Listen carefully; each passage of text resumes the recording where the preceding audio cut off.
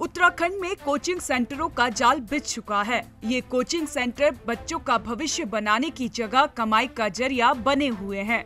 Coaching के चमकते धंधे को देखते हुए राजधानी देहरादून में हजारों कोचिंग सेंटर हैं, जो फीस के नाम पर लाखों रुपए तक लेते हैं।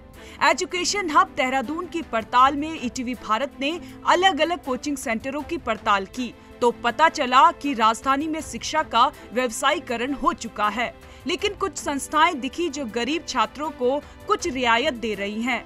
देहरादून में डीडी कॉलेज के संचालक जितेंद्र यादव का कहना है कि उनके कॉलेज में 50 सीट बीपीएल श्रेणी के बच्चों के लिए आरक्षित है।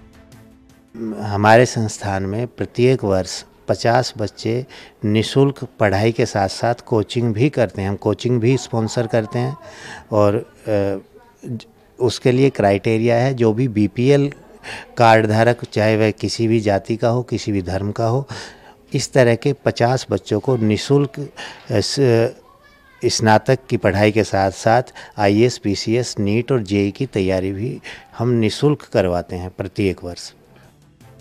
देहरादून में वेदांता आईएएस कोचिंग सेंटर की डायरेक्टर अर्चना यादव कपूर का मानना है कि कोचिंग सेंटर को चलाने के लिए काफी फंड की जरूरत होती है, जो पढ़ने वाले बच्चों की फीस से ही संभव हो पाता है।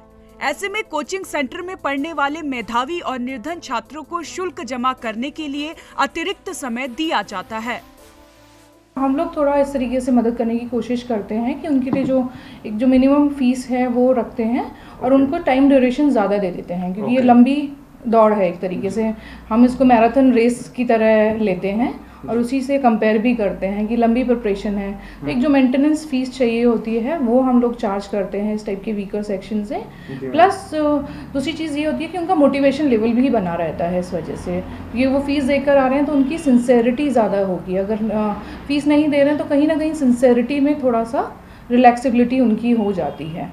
तो पर वो जब तक वो बच्चा प्रिपेयर करना चाहे तब तक वो क्लियर नहीं करता है। वो 3 साल का समय कई बार लग जाता है, कई बार 5 साल भी समय लग जाता है। जैसा कि हम उत्तराखंड में ही देखें तो पिछले 4 साल से तो नोटिफिकेशन ही नहीं आया है, तो लंबी प्रिपरेशन तो रिक्वायर्ड है ही। तो ऐसे बच्चों से हम कोई फ़ीस नहीं चार्ज करते हैं और उन बच्चों को मोटिवेशन भी उनका हाई रखते हैं, मोटिवेटेड रखते हैं कि आप आते रहिए।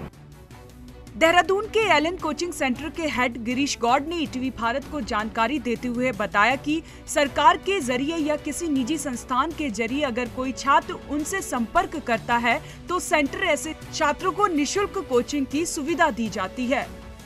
कि जिस तरीके से कोचिंग में टीचर्स की सैलरी हो गई है या जिस तरीके से लेवल बढ़ाया जाता है, एवरेज टीचर तो वहाँ पर काम नहीं कर पाता। तो ऑब्वियसली बात है कि टीचर्स जो है वो थोड़े हायर लेवल के होते हैं, उनकी सैलरीज भी हायर लेवल होती हैं। उस वजह से इंफ्रास्ट्रक्चर भी ऐसा नहीं होता जैसा स्कूल में होता है। आप देख ही सकते हैं कि हम जहाँ पर भी इंफ्रास्ट्रक्चर डेवलप करते हैं, बच्चे को हर तरह की फैसिलिटीज़ देते हैं। उसमें कॉस्ट लगती है, इसलिए कॉस्ट लेनी पड़ती है, दैट इज़ वन थिंग। लेकिन एट द सेम टाइम खासतौर से एलन के लिए मैं कहना चाहूँगा, आप पिछले कई सालों में देखेंगे तो ऐसे बहुत सारे हमारे एक प्रोजेक्ट चलता है गुदड़ी के लाल करके, राजस्थान में गुदड़ी के लाल।